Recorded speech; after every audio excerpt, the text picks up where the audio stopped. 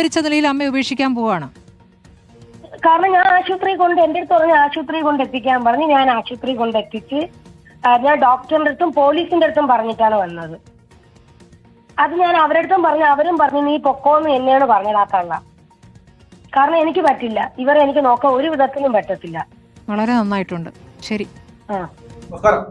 കൊല്ലത്ത് ഇന്ന് വന്നൊരു വാർത്തയാണ്. സ്വന്തം അമ്മ 90 വയസ്സ് പ്രായമുള്ള സ്വന്തം അമ്മയെ സർക്കാർ ഹോസ്പിറ്റലിൽ കൊണ്ടാക്കിയിട്ട് മകള് മുങ്ങി എന്നുള്ളതാണ്. ഈ പറയുന്ന മുറിവുകളിൽ പുഴുവരിച്ച നിലയിലായിരുന്നു അമ്മ. കഴിക്കാനും നടക്കാനൊന്നും വയ്യ. സ്വന്തം മകള് തന്നെയാണ് കൊണ്ടുപോയത് എന്നുള്ളതാണ്. മകളുമായിട്ട് ഇപ്പോൾ ഒരു ഓഡിയോ വന്നിട്ടുണ്ടായിരുന്നു.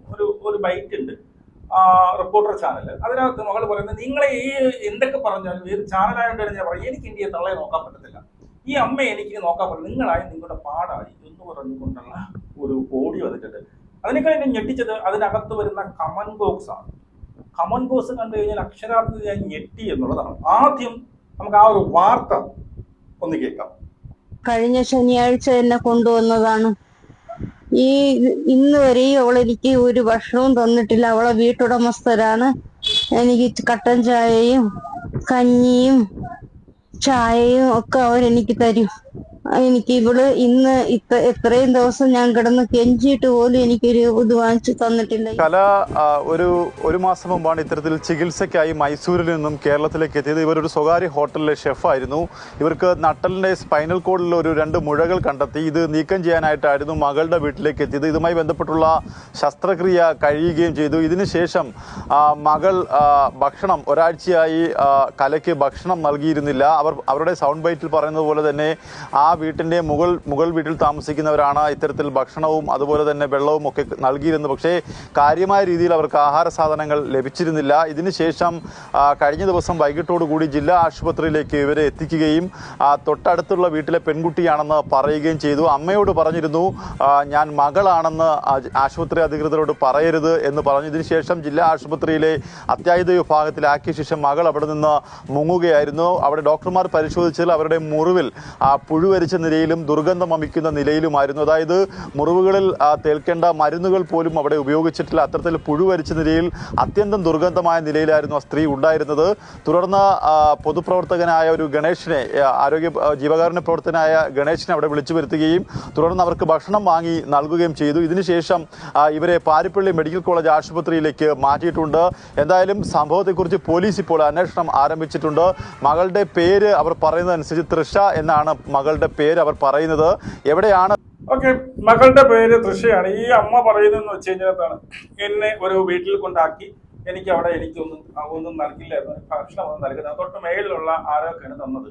അപ്പോൾ ഈ വീണ്ടും ഇവർക്ക് അസുഖം കൂടിയപ്പോൾ ഈ മകളെന്ത് ചെയ്തു, ഈ അമ്മയെ പൊക്കിയെടുത്തപ്പോൾ നേരെ അവിടെയുള്ള ജില്ലാ ഹോസ്പിറ്റലിൽ കൊണ്ടുപോയിട്ട് ഞാൻ മകളാണെന്ന് പറയരുത്, തൊട്ടടുത്തുള്ള പെണ്ണാണെന്ന് പറയണം എന്നുള്ള രീതിയിൽ കൊണ്ട് അവിടെ അഡ്മിറ്റ് ആക്കിയിട്ട് ഇവിടെ നൈസായിട്ട് മുങ്ങി എന്നുള്ളതാണ്. ഇനി ഈ മകൾ തൃഷ എന്ന് പറയുന്ന മകളെ കണ്ടെത്തിയിട്ടുണ്ട്. അവര് ഇതിൽ കൊടുത്തൊരു ബൈറ്റ് ഉണ്ട്, അവരുടെ സംഭാഷണമുണ്ട്, അത് നമുക്കൊന്ന് കേൾക്കണം. ഓക്കെ, മകൾ ഇപ്പോൾ ടെലിഫോൺ ലൈനിൽ വന്നിരിക്കുന്നു. നിങ്ങളുടെ പേര് എനിക്കറിയില്ല, കേൾക്കാമല്ലോ അല്ലേ? കേൾക്കാം. അമ്മയെ ഉപേക്ഷിച്ച് കടന്നു കളയായിരുന്നോ? അമ്മേനെ ഉപേക്ഷിച്ചിട്ട് കടഞ്ഞു കളഞ്ഞതല്ല. ഈ അമ്മയെന്ന് പറയുന്ന വ്യക്തി 26 വർഷത്തിന് ശേഷം ഇവർക്ക് വയ്യാതായതിനു ശേഷമാണ് ഞാൻ ഇവരായിട്ട് കോണ്ടാക്ട് ചെയ്യുന്നത്. അതുമാത്രമല്ല, ഇവരെ തന്നിഷ്ടമാണ്. ഇവരെ സ്വന്തം സ്ഥലം മൈസൂരാണ്. അപ്പൊ ഞാൻ മൂന്നാറാണ് ജോലി ചെയ്യുന്നത്. അപ്പൊ എന്നെ വിളിച്ചു വരുത്തി ഞാൻ പോയി നോക്കി ഇവരെ ഒരു കുടുംബക്കാരെ വീട്ടിൽ എന്നെ എന്റെ അടുത്ത് പറഞ്ഞ് കൊണ്ടാക്കാൻ പറഞ്ഞു.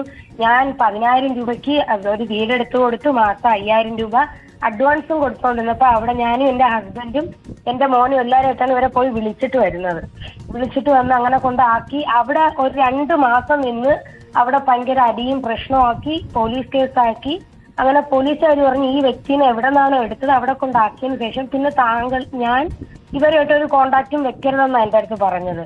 എന്നിട്ട് എന്റെ മനസാക്ഷി അനുവദിക്കാതിരുന്നിട്ടാണ് ഞാൻ കൊണ്ടുപോയി വീണ്ടും എന്നെ വിളിച്ച് കരഞ്ഞു പിടിച്ച് എന്നെ വിളിച്ച് ഞാൻ വീണ്ടും കാണാൻ പോയി. എന്റെ ഉള്ളത് ഞാൻ ഇപ്പൊ പൈസ എത്ര ഒരു 2,000 3,000 അങ്ങനെ വല്ലതും കൊടുത്ത് ഞാൻ തിരിച്ചു വരും. പിന്നെ ഇതേപോലെ ഒരു സുപ്രാസി മൈസൂരിൽ നിന്ന് അന്വേഷിച്ചപ്രകാരം ഈ തലയ്ക്ക് വയ്യാത്തൊക്കെ ഉള്ള അങ്ങനെയുള്ള ഹോസ്റ്റലിൽ ഇവർ പോലീസുകാരുടെ അടുത്ത് പറഞ്ഞു തലയ്ക്ക് സ്ഥിരമില്ലാത്ത കുറെ ഹോസ്പിറ്റലുകൾ, അതായത് അമ്മയ്ക്ക് തലയ്ക്ക് സ്ഥിരമില്ല എന്ന് പറഞ്ഞു വരുത്തുകയാണ്.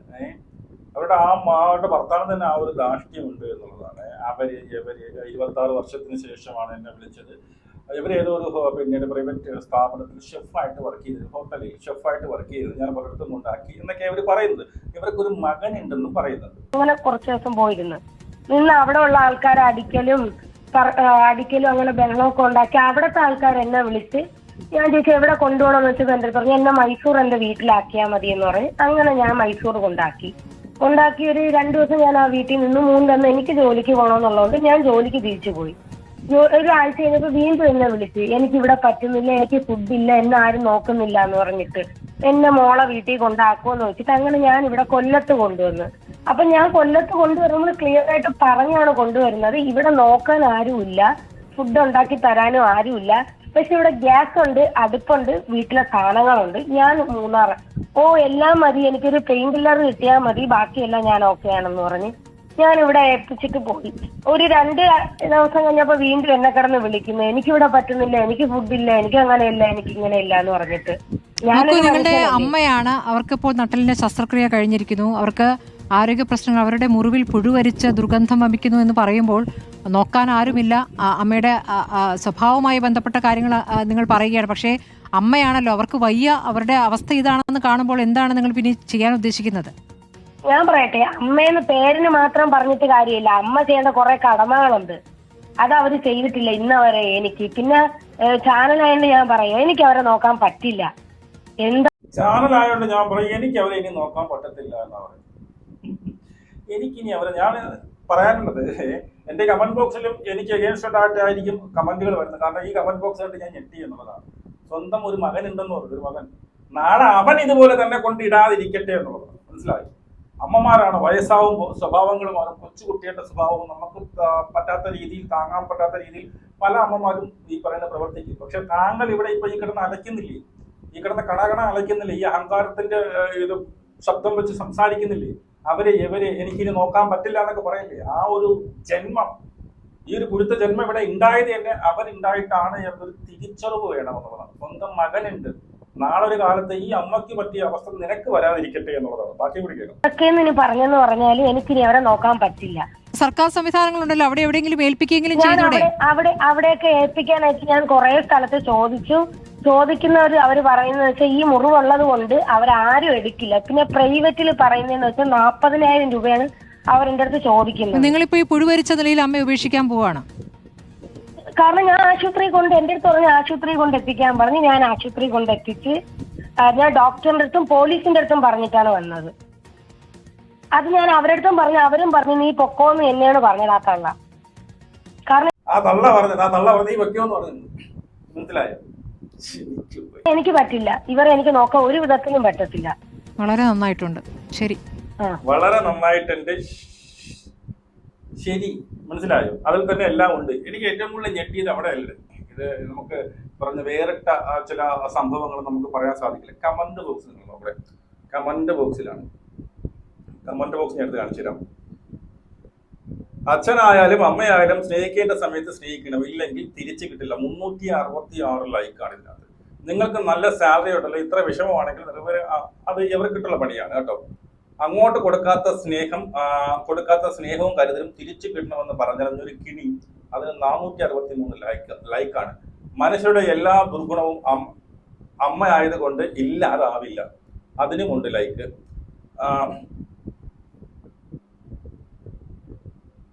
നിർവികാരമായ ശബ്ദം പെട്ടെന്ന് ഒരു ദിവസം കൊണ്ട് ഉണ്ടാകുന്നതല്ല, അതിന് കാരണമുണ്ട്, നിശ്ചയമായും ഉണ്ടാകുമെന്നുള്ളത്. അതിന് 292 ലൈക്ക്. നല്ല കാലം മക്കളെ നോക്കാതെ എല്ലാവർക്കും ഇത് തന്നെയാണ് അവസ്ഥ. മക്കളെ സ്നേഹിച്ച് നോക്കണം, 93 ലൈക്ക്. ഇതിനൊക്കെ റിപ്ലൈകളുണ്ട് കേട്ടോ. മക്കൾക്ക് വേണ്ടി മാത്രം ജീവിച്ച ഞാൻ, മക്കളെ നോക്കണം എന്നുള്ളൊക്കെ കുറച്ച് കമന്റുകൾ. ഇവർ പറഞ്ഞത് അക്ഷരം പ്രതി ശരിയാണ്. നല്ല ആരോഗ്യമുള്ള കാലത്ത് മക്കളെ വേർതിരിച്ച് കാണുകയും അവർക്ക് ചെയ്യേണ്ട കടമകൾ ചെയ്യാതെയും കിടപ്പിലാവുമ്പോൾ തന്നെ കിടപ്പിലാകുമ്പോൾ എന്നെ മക്കൾ പിടിച്ചോ എന്ന് പറഞ്ഞ് നടക്കുന്ന കുറെ മാതാപിതാക്കൾ സമൂഹത്തിലുണ്ട്. എല്ലാവരും അങ്ങനെയാണെന്നല്ല ഞാൻ ഉദ്ദേശിച്ചത്, പക്ഷേ ഉണ്ട് ഇങ്ങനെ കുറച്ച് പേർ. അതിന് 194 ലൈക്കും. മക്കളെ നോക്കണം, ഇല്ലെങ്കിൽ ഇത് തന്നെ അവസ്ഥ എന്ന് പറഞ്ഞുകൊണ്ട് മകളെ കുറ്റം പറയാൻ സാധിക്കില്ല. സർക്കാർ സഹായിക്കണം, പ്രിയ സഹോദരൻ പറയുന്നത് കേട്ടാൽ മകളെ കുറ്റപ്പെടണം എന്ന് പറഞ്ഞുകൊണ്ട് സത്യം പറയാലോ. ഇതിനകത്ത് വന്ന കമന്റ് മൊത്തം 99% കമന്റുകളും ഈ പറയുന്ന ഈ മകളെ സപ്പോർട്ട് ചെയ്തുകൊണ്ടാണ്. ഒന്നാമത്തെ കേസ് ഈ മകള് പറയുന്നത് സത്യമാണോ എന്ന് പോലും അവർക്ക് ഈ ഒരു ചെറിയൊരു ബൈറ്റ് കേട്ടുകൊണ്ടാണ് ഇത്രയും നെഗറ്റീവ് കമന്റുകൾ അമ്മയ്ക്കെതിരായിട്ട് വരുന്നത്. അതിനർത്ഥം ഈ കമന്റ് ഇട്ടവർക്കെല്ലാം ഇതേ ഒരു ചിന്താഗതി ഉണ്ട് എന്നുള്ളത്. അതായത് സ്വന്തം അമ്മമാരെ, അതിപ്പോ അമ്മയായിക്കോട്ടെ, ചിലപ്പോൾ അമ്മായിയമ്മ ആയിക്കോട്ടെ, ഇതുപോലെ വയസ്സായി വീട്ടിലുള്ള നമുക്ക് ബുദ്ധിമുട്ടുണ്ടാക്കുന്നവർ ഇവരുടെ വീട്ടിലുണ്ട്. അപ്പൊ ഇവരെങ്ങനെയെങ്കിലും തൊലഞ്ഞു പോകണം എന്നൊരു ആഗ്രഹം ഇവരെ ഉള്ളിന്റെ ഉള്ളിലുണ്ട്. അതാണ് ആ ഒരു ബൈറ്റ് കേട്ടിട്ട് അവർ പറയുന്നതിൽ എന്തെങ്കിലും സത്യമുണ്ടോ? എനിക്ക് തോന്നിയത് അവരുടെ ആ ഒരു ശബ്ദത്തിൽ അവർക്ക് ഒരു ഭയങ്കര എന്താണ് പറയുക, ഭയങ്കര ഒരു ധാർഷ്ട്യത്തിന്റെ ഭാഷയാണ് അവർ സംസാരിച്ചത് എന്നുള്ളതാണ്. ഇനി എന്തോ ആയിക്കോട്ടെ, ഇവർ പറയുന്നതൊക്കെ ശരിയായിക്കോട്ടെ. ഈ പറയുന്ന അമ്മ എങ്ങനെയാണ്, എനിക്ക് എവിടെ കൊണ്ടിട്ടാലും ശല്യമാണ്, ചിലപ്പം കിടന്നിടത്ത് എന്നെ സാധിക്കുമായിരിക്കും, ചിലപ്പോൾ എനിക്ക് അങ്ങോട്ടും ഇങ്ങോട്ടും പോകാൻ പറ്റാത്തൊരവസ്ഥ, എന്താണ് ഭയങ്കര പ്രശ്നങ്ങളാണ് ഒക്കെ ഉണ്ടാക്കുന്നതായിരിക്കും. പക്ഷെ മനസ്സിലാക്കണം, നിങ്ങൾ ഇതുപോലെ ഒരിടത്ത് കിടന്നിടത്ത് മുള്ളി തൂറിപ്പ് എടുത്തിരിക്കും, ഇതിനെയൊക്കെ കഴുകി എന്തോ ആയിക്കട്ടെ, ഇതൊക്കെ എടുത്ത് നിങ്ങളെ ഇപ്പൊ എന്തോ ജോലി ഉണ്ടെന്ന് പറഞ്ഞില്ലേ, ആ ഒരു സ്ഥിതിവിശേഷത്തിലേക്ക് എത്തിച്ചത് ഈ അമ്മയാണെന്ന് മനസ്സിലാക്കണം. ഈ അമ്മ ഇല്ലായിരുന്നെങ്കിൽ നിങ്ങൾ ഇല്ല എന്നുള്ള കാര്യം കൂടി മനസ്സിലാക്കണം. ഈ കമന്റ് ബോക്സിലൊക്കെ വായിക്കുമ്പോൾ ഞാൻ പറഞ്ഞില്ലേ, ആ ഒരു ഒറ്റപ്പെട്ട ഒരു സംഭവമായിട്ട് നമുക്ക് തള്ളിക്കളയാമുള്ളൂ. പക്ഷെ കമന്റ് ബോക്സിൽ ഭൂരിഭാഗം 99.9% ആൾക്കാരും ആ മോളെ സപ്പോർട്ട് ചെയ്യണം, ഇങ്ങനെ തന്നെ ചെയ്യണം എന്ന് പറയണത്. ഇതുപോലെ തന്നെ ചെയ്യണം. എന്നെ സ്നേഹിച്ചില്ലെങ്കിൽ ഇവരെ കൊണ്ട് എവിടെയെങ്കിലും ഏതെങ്കിലും ഈ പറയുന്ന എന്താണ് സർക്കാർ ഹോസ്പിറ്റലിലോ അല്ലെങ്കിൽ വേറെ തെരുവിലോ കൊണ്ട് എറിഞ്ഞിട്ടങ്ങ് മുങ്ങണം എന്നുള്ളതാണ്. എന്റെ അമ്മ, നിങ്ങൾ നാളെ നമ്മളെല്ലാവരും, നമ്മളിപ്പോ കേട്ടുകൊണ്ടിരിക്കുന്നത് നിങ്ങളായിക്കോട്ടെ, ഞാനായിക്കോട്ടെ, നമുക്കും മക്കളുകളുണ്ട്. നമ്മൾ നമ്മുടെ അച്ഛനെയോ അമ്മയുമാരെ എങ്ങനെ നോക്കുന്നതനുസരിച്ചായിരിക്കും നമ്മൾ പറയും, ഞാൻ എന്റെ കുട്ടികളെ നല്ലതായിട്ട് നോക്കുന്നുണ്ട്. ഇതുപോലെ തന്നെയായിരുന്നു താങ്കളുടെ അമ്മയെ നോക്കിയിരുന്നത്. മനസ്സിലായോ? താങ്കളുടെ അമ്മയുമായിട്ട് കോണ്ടാക്ട് ഉണ്ട്, അമ്മ താങ്കളെ വിളിച്ചിട്ടുണ്ട്. അപ്പൊ താങ്കളുമായിട്ട് കോണ്ടാക്ട് ഇരിക്കുന്ന അമ്മല്ല, നിങ്ങൾ പൂർണ്ണമായിട്ട് ഉപേക്ഷിച്ചു പോയ അമ്മയല്ല. കോണ്ടാക്ട്സ് ഉണ്ട്. അവരെവിടെ ഈ പറയുന്ന പ്രൈവറ്റ് ഹോസ്പിറ്റൽ ഷെഫായിരുന്നു, പ്രൈവറ്റ് ഹോട്ടലിൽ. അപ്പോൾ അതിനുള്ള ക്യാഷ് ഒരു രൂപയെങ്കിലും നിങ്ങൾ പറ്റിയിട്ടുണ്ടായിരിക്കും. ഇന്ന് നിങ്ങൾ കുട്ടികളെ നോക്കും, നാളെ നിങ്ങൾ വയസ്സാകുമ്പോൾ ഈ അമ്മയുടെ പ്രായത്തിലേക്ക് എത്തുമ്പോഴേ നമ്മുടെ സ്വഭാവങ്ങളൊക്കെ മാറും, നമുക്ക് പിടിക്കാതെ വരും. നമുക്കൊന്ന് കണ്ടാൽ അവിടെ അത്ര അവിടെ അവിടെ ആയിട്ട് തൂരിപ്പെടുത്ത് എന്തൊക്കെ നമ്മൾ പറയും. പക്ഷേ അവസാനം നമ്മൾ ആലോചിക്കാനുള്ള ഒരു കാര്യമുണ്ട്, നമ്മുടെ അമ്മയാണ്. നമ്മൾ ഇതുപോലെ നമ്മുടെ പല ദുരിതമായിട്ടുള്ള അവസ്ഥകളിൽ നമ്മളെയൊക്കെ പോറ്റി നമ്മുടെ തീട്ടവും മലവും മൂത്രവും ഒക്കെ പോരി ഇത്രയും കഷ്ടപ്പെട്ടവർ പഠിപ്പിച്ച് എങ്ങനെ ആയിക്കോട്ടെ ഇതുവരെ എത്തിച്ചതൊരു അമ്മയാണ്. ആ ഒരു പരിഗണന നടക്കുന്നോടെ ഒരു പൈപ്പർ തുടുത്ത പട്ടിയെ പോലെ കൊണ്ട് എറിയരുതേ, പാവം കിട്ടും. മനസ്സിലായോ? ഇന്ന് നിങ്ങൾ വിചാരിക്കുന്നു എന്റെ മക്കളെ ഞാൻ നല്ല രീതിയിൽ നോക്കുന്നുണ്ട് നിങ്ങൾ ഇന്ന് കരുതും. നാളെ നിങ്ങൾ ഈ ഒരു അവസ്ഥയിലേക്ക് വരുമ്പോൾ, ഇത്രയും വയസ്സായ ഒരു അവസ്ഥയിലേക്ക് വരുമ്പോൾ നിങ്ങളുടെ സ്വഭാവം ഇതുപോലെ തന്നെയായിരിക്കും. എല്ലാവരും എങ്ങനെ വയസ്സായി കഴിഞ്ഞാൽ ഒരു പരിധിക്ക് അപ്പുറമായി കഴിഞ്ഞാൽ ബെഡിലേക്ക് ആയി കഴിഞ്ഞാൽ ബുദ്ധിമുട്ട് തന്നെയാണ്. അത് മക്കൾക്കായിക്കോട്ടെ, ചിലപ്പോൾ മരുമക്കൾക്ക് ഇഷ്ടമോ ആ ഭർത്താവിന്റെ അമ്മയെ നോക്കണം, ആ കിളവിയാണെങ്കിൽ അവിടെ കിടന്ന് തൂറിപ്പ് എടുത്ത് ഒരു നാട്ട റൂമിലോട്ട് കയറാൻ പറ്റത്തില്ല, അത്രയ്ക്ക് എങ്ങനെ ശാപിച്ച് കൊല്ലുന്നവരാണ്. ഇതൊക്കെ പക്ഷേ എന്തൊക്കെയായാലും ഇതൊക്കെ നമ്മൾ സഹിച്ചേ പറ്റത്തുള്ളൂ. ഇതൊക്കെ നമ്മൾ കാരണം നമുക്ക് നാളെ ഈ ഒരു അവസ്ഥ വരുമ്പോൾ നമ്മുടെ മക്കൾ കൂടെ നിൽക്കണമെങ്കിൽ നമ്മുടെ മക്കളെ, നമ്മുടെ അച്ഛനെയും അമ്മേനെയും നമ്മൾ നോക്കണം. വിതച്ചതേ കൊയ്യാൻ പറ്റത്തുള്ളൂ. നമ്മള് കർമ്മ എന്ന് പറയുന്ന സാധനമുണ്ട്, മനസ്സിലായോ? അപ്പോ ഇതാണ് സഭയിൽ എത്രയോ സർക്കാർ സ്ഥാപനങ്ങളുണ്ട്, ഇവർക്ക് വേണമെങ്കിൽ അവിടെ കൊണ്ടു കൊടുക്കാൻ പറ്റില്ല. ഒരു നേഴ്സിനെ അപ്പോയിന്റ്മെന്റ് ചെയ്യായിരുന്നു ഇവരെ നോക്കാൻ വേണ്ടിയിട്ട്. ചിലപ്പോൾ ചെറിയായിരിക്കും ഇവരുടെ ജോലി ആവശ്യങ്ങൾ മറ്റേതുമായിട്ട് ഇവർക്ക് വരാൻ പറ്റത്തില്ല. ഇവർക്ക് ഈ പറയുന്ന നട്ടല് എന്തോ ഓപ്പറേഷൻ ചെയ്തിരിക്കുന്നവരെയാണ് ഒരു സ്ഥലത്ത് കൊണ്ട് വാടകയ്ക്ക് എടുത്തിട്ട് അവർ പോയത് ഒരു ഫ്ലാറ്റിൽ. അവർ സ്വന്തമായിട്ട് ഇവർക്ക് ഏച്ചെടുക്കുന്ന നിവൃത്തിയില്ല, ഇവർ സ്വന്തമായിട്ട് വെച്ച് കഴിക്കണമെന്നാണ് പറയുന്നത്. എന്നിട്ട് അവസാനം ഗതിയില്ല, എന്റെ മകളെന്ന് പറയേണ്ട തൊട്ടടുത്തുള്ള ചേച്ചിയാണ് വന്ന് പതുക്കെ കൊണ്ടുവന്ന് ഹോസ്പിറ്റലിൽ കൊണ്ട് തള്ളിയിട്ട് ഓടി. ഇവര് വിചാരിച്ചിട്ട് പോയെങ്കിൽ വൃദ്ധസദനങ്ങളുണ്ട്, ഈ പറയുന്ന അല്ലെങ്കിൽ ഏതെങ്കിലും നേഴ്സുമാർ കാണും 10,000 കൊടുത്തു കഴിഞ്ഞാൽ ഇവരെയൊക്കെ ഈ മുറിവൊക്കെ എടുത്തിട്ട് ആഹാരം വെച്ച് കൊടുക്കാൻ വേണ്ടി മാത്രം. അങ്ങനെയൊക്കെ പല നമുക്ക് ഓപ്ഷൻസ് ഉണ്ട്, മനസ്സിലായോ? ഇതൊക്കെ നിങ്ങൾക്ക് അതിനൊന്നും നിങ്ങൾക്ക് നോക്കാൻ പറ്റില്ലെങ്കിൽ പല ഓപ്ഷൻസും. ഇതല്ലാതെ കൊണ്ട് ആ പറയുന്ന ഹോസ്പിറ്റലിൽ കൊണ്ട് സർക്കാർ ഹോസ്പിറ്റലിൽ കൊണ്ട് തള്ളിയിട്ട് എനിക്ക് നോക്കാൻ പറ്റില്ല, ഞാൻ ഈ മീഡിയ ആയിട്ട് പറയാം എനിക്ക് നോക്കാൻ പറ്റില്ല, നിങ്ങൾക്ക് സൗകര്യം ഉണ്ടെങ്കിൽ നോക്കിയോ എന്ന് പറയാനുള്ള ധാർഷ്ട്യം, അതിന് ഇത്രയും സപ്പോർട്ട് വേണ്ട. ഇങ്ങനെ തന്നെ വേണ്ട, ഇത്രയും സപ്പോർട്ട്. ആ കാസ്ത്രീ പറയുന്നത് ശരിയാണോ തെറ്റാണോ എന്ന് പോലും അറിയത്തില്ല. ഇനി ശരിയാണെന്നിരിക്കട്ടെ, ഇവർ ഭയങ്കര ബുദ്ധിമുട്ടാണ്, ഇവർ നോക്കിയിട്ടില്ല, ഇവർ തോന്നിയ ദിവസം പോലെ ജീവിച്ച് എന്തോ ആയിക്കോട്ടെ, നിങ്ങളുടെ അമ്മ എങ്ങനെ ഇപ്പൊ ഗതിയില്ലാവരില്ലേ ഇപ്പോഴേക്കും നിങ്ങൾ നോക്കാനുള്ളത്. ആരെടുത്ത് എന്റെ ഈ കമന്റ് ബോക്സിലും എന്നെ വിമർശിച്ചുകൊണ്ടായിരിക്കും എനിക്കിപ്പോ തോന്നുന്നത് കമന്റുകൾ വരാൻ പോകുന്നത്. എനിക്കിപ്പോ അങ്ങനെയാ തോന്നുന്നത്. കാരണം ആ കമന്റ് ബോക്സ് കൊണ്ട് ഞാൻ ഞെട്ടി. ഇനി ഇതിനൊക്കെ ഒരു നിയമമില്ലെന്നാണ് ഞാൻ നോക്കുന്നത്. ഇങ്ങനെ സ്വന്തം അമ്മയെ കൊണ്ട് ഇങ്ങനെ കൊണ്ട് മീഡിയയിൽ വന്ന് വിളിച്ച് പറയണം എനിക്ക് നോക്കാൻ പറ്റത്തില്ല, സൗകര്യം ഉണ്ടെങ്കിൽ നോക്കണമെന്ന് പറഞ്ഞു കഴിഞ്ഞാൽ ഒരു നിയമവും ഇല്ല ഇതിനകത്ത്. നിയമമുണ്ട്, മക്കൾ അമ്മയെ നോക്കിയേ പറ്റൂ, ഇല്ലെങ്കിൽ ഉള്ളേ കിടക്കും. എവിടെ ഈ പരസ്യമായിട്ട് വിളിച്ചു പറഞ്ഞില്ലേ, ഉള്ളേ കിടക്കും. നിങ്ങളുടെ മോശം കമന്റ് കൊടുക്കണം. ശരി.